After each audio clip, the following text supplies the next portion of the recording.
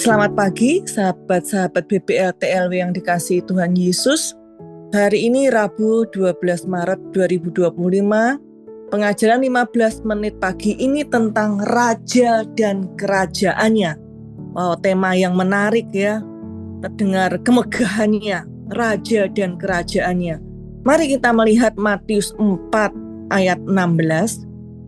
Di sini firman Tuhan mengatakan, bangsa yang diam dalam kegelapan telah melihat terang yang besar, dan bagi mereka yang diam di negeri yang dinaungi maut telah terbit terang. Nah, di sini kata bangsa yang diam dalam kegelapan.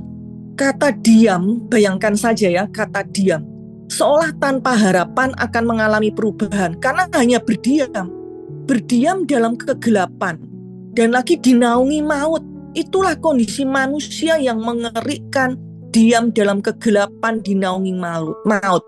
Nah, kemudian di ayat berikutnya dikatakan, sejak waktu itulah, artinya sejak kondisi seperti itu, dengan kondisi seperti itu, ayat 16 tadi dikatakan, telah melihat terang. Nah, di ayat Matius 4 ayat 17, sejak waktu itulah, Yesus memberitakan, bertobatlah sebab kerajaan surga sudah dekat. Maka tadi di ayat 16 dikatakan, bangsa yang diam dalam kegelapan telah melihat terang. Karena Yesus memberitakan, bertobatlah sebab kerajaan surga sudah dekat. Yesus adalah terang yang akan mengalahkan kegelapan. Dengan ia memberitakan kerajaan surga atau kerajaan Allah. Sama ya, kerajaan surga atau kerajaan Allah. Di 1 Yohanes 2 ayat 16 sampai ayat 16-17 dikatakan, ini di terjemahan baru, dan dunia ini sedang lenyap dengan keinginannya, tetapi orang yang melakukan kehendak Allah tetap hidup selama-lamanya. Nah, kondisi dunia yang sedang lenyap dengan keinginannya, alasan itulah kerajaan Allah itu harus diberitakan. Nah, ada apa dengan kerajaan Allah?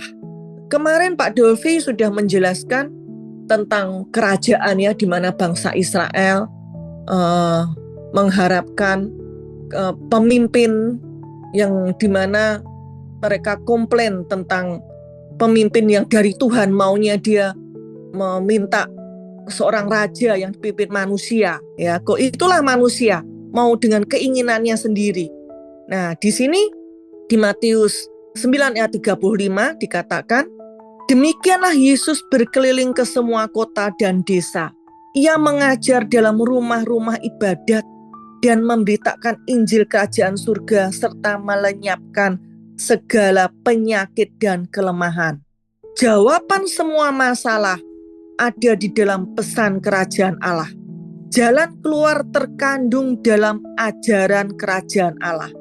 Inilah semestinya yang menjadi jawaban keadaan dunia yang berada di dalam yang sedang lenyap di dalam kebinasaannya. Di Matius 4 ayat 23 sampai 25, saya akan bacakan dari versi AMD ya. Di mana Yesus pergi ke seluruh daerah di Galilea dan mengajar di rumah-rumah ibadah serta memberitakan kabar baik tentang kerajaan Allah. Nah, kerajaan Allah ini, berita tentang kerajaan Allah itu suatu kabar baik. Di situ ia juga menyembuhkan orang-orang dalam segala macam penyakit yang mereka derita. Berita tentang dia tersebar ke seluruh wilayah Syria, sehingga orang-orang membawa semua orang yang sakit kepadanya. Orang-orang yang dibawa kepada Yesus itu menderita berbagai macam penyakit dan penderitaan. Ada yang dikuasai roh jahat, ada yang menderita penyakit ayan, dan ada juga yang lumpuh. Nah, Yesus menyembuhkan mereka semua. Banyak orang yang mengikut Yesus. Mereka berasal dari Galilea, Dekapolis, Yerusalem, Yudea, dan dari seberang sungai Yordan. Itulah dampak dari pemberitaan kerajaan Allah yang Yesus lakukan. Orang-orang saat itu menyangka dan berharap Yesus itu akan mendirikan kerajaan secara fisik untuk membebaskan mereka dari penjajahan Romawi. Ya, namun apa yang menjadi pemikiran manusia itu berbeda. dengan solusi apa yang Tuhan berikan kepada manusia. Dan di Lukas 17 ayat 20-21, ini versi AMD, di mana beberapa orang Farisi bertanya kepada Yesus, kapankah kerajaan Allah akan datang? Nah, Yesus menjawab, kedatangan kerajaan Allah bukanlah sesuatu yang bisa kamu lihat. Orang tidak akan bilang, lihat, kerajaan Allah ada di sini, atau kerajaan Allah ada di sana. Tidak, kerajaan Allah ada di sini bersama kamu. Nah, Yesus mengatakan seperti itu. Kerajaan Allah ada di sini bersama kamu. Yesus memberitahukan kepada mereka bahwa kerajaan Allah yang mereka tanyakan itu sudah hadir, yaitu dalam pribadi Yesus. Yesus adalah raja atas kerajaan itu. Nah, bagaimana untuk kita dapat masuk di dalam kerajaan Allah itu? Di Yohanes 3 ayat 3, Yesus menjawab, katanya, aku berkata kepadamu, sesungguhnya jika seorang tidak dilahirkan kembali, ia tidak dapat melihat kerajaan Allah. Di sini Yesus menjelaskan pintu masuk ke dalam kerajaan Allah, yaitu dengan kelahiran baru. Ketika kita lahir baru dengan mengaku Yesus, mengaku dengan mulut Yesus adalah Tuhan, dan mempercayai dalam hati, dengan hati bahwa Allah telah membangkitkan Yesus dari antara orang mati, maka ia diselamatkan, ia mengalami kelahiran baru. Ketika seseorang lahir baru, maka Kolose 1 ayat 13 mengatakan, ia melepaskan kita dari kuasa kegelapan dan memindahkan ke dalam kerajaan anaknya yang kekasih. Kita berada sekarang di dalam kerajaan anaknya, yaitu kerajaan Allah. Dan ketika kita lahir baru juga, roh kita menyatu dengan roh Tuhan. Di Korintus 5 ayat 17, roh kita menyatu dengan roh Tuhan. Nah, kita harus memahami arti dari kata Tuhan ini. Tuhan itu sama dengan Lord dalam bahasa Inggris, ya. Artinya Tuhan. Di dalam bahasa Greek atau Yunani, kurios, artinya owner, master. Di dalam bahasa Indonesia artinya Tuhan, yaitu penguasa. Karena Yesus adalah Tuhan di atas segala Tuhan, penguasa di atas segala penguasa, yaitu raja di atas segala raja. Jadi Tuhan di sini bukan sembarang Tuhan, Tuhan yang T-nya kecil, ya. Kalau T-nya kecil, siapa saja bisa menjadi Tuhan. Namun di sini Tuhan T-nya huruf T besar. Raja, sebagaimana suatu titah raja. Apakah kita mau membantah? Kita harus mentaati, kita mengikuti. Nah, raja di atas segala raja itu berdiam di dalam kita. Yesus Kristus adalah Tuhan. Tuhan Yesus itu master kita, bos kita. Jika saudara punya bos di kantor, apakah saudara mau seenaknya sendiri? Tentu tidak, ya. Nah, ketika kita lahir baru, kita itu bukan lagi tuan atau bos di dalam hidup kita. Ada raja, segala raja yang memerintah di dalam kita. Ini luar biasa, ya. Gregory Dick mengatakan seperti ini, bahwa kalau seorang raja itu jika tinggal aja memilih tempat yang luar biasa, yang megah. Nah, ini raja di atas segala raja loh. Ini mau berdiam di dalam kita. Ini betapa megahnya, luar biasanya, spesialnya kita ini loh. Sebagai manusia di mana raja segala raja itu mau tinggal berdiam di dalam kita. Ketika kita lahir baru, kita itu bukan lagi tuan atau bos dalam hidup kita. Raja di atas segala raja berdiam dan menetap di dalam kita. Ya, oleh karena itu dikatakan bahwa kerajaan Allah itu terdiri dari kuasa, bukan hanya perkataan. Ada kuasa di dalam kita, ya.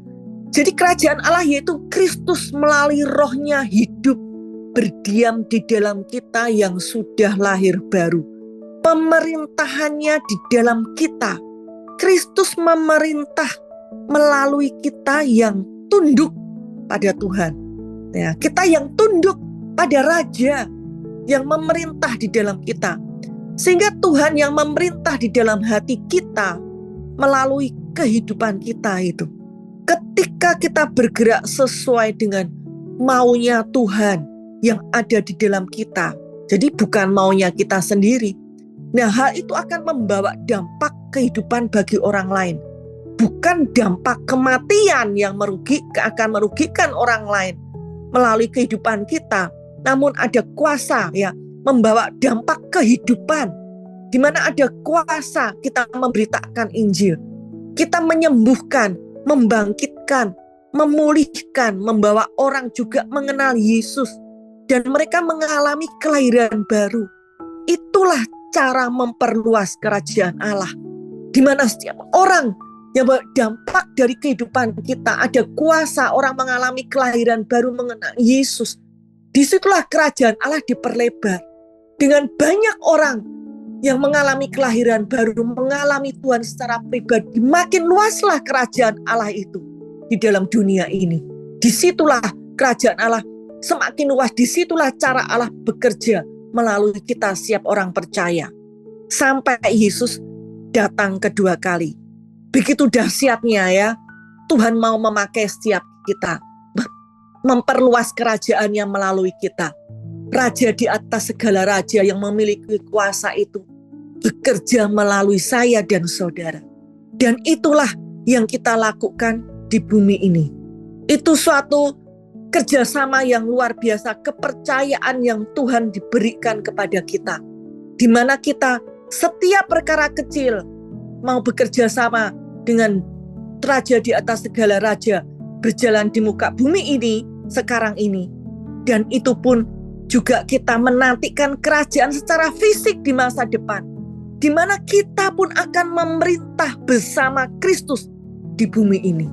Kok kita tahu bahwa nanti kita akan memerintah bersama Kristus di bumi ini juga, ketika datangan Yesus nanti memerintah bersama Dia. Betapa kita memiliki semangat, kita mau melatih diri kita mulai dari sekarang ini, bekerja sama dengan Dia, memberitakan kerajaan Allah, mau bekerja sama dengan Dia, melalui hidup kita, membawa orang lain juga mengenal Yesus. Betapa akan lebih cepatnya kerajaan Allah ini diperlebar melalui saya dan saudara. Itulah yang menjadi tujuan Tuhan di dalam kehidupan setiap kita orang percaya. Bukan seperti apa yang dibayangkan oleh orang-orang Israel tentang kerajaan yang selama ini dibawa oleh Yesus yang seolah untuk secara jasmani saja. Namun hal ini membawa dampak sampai kekekalan. Itulah rencana Tuhan di dalam kehidupan kita. Sampai di sini pengajaran saya 15 menit tentang raja dan kerajaannya. Tuhan Yesus memberkati.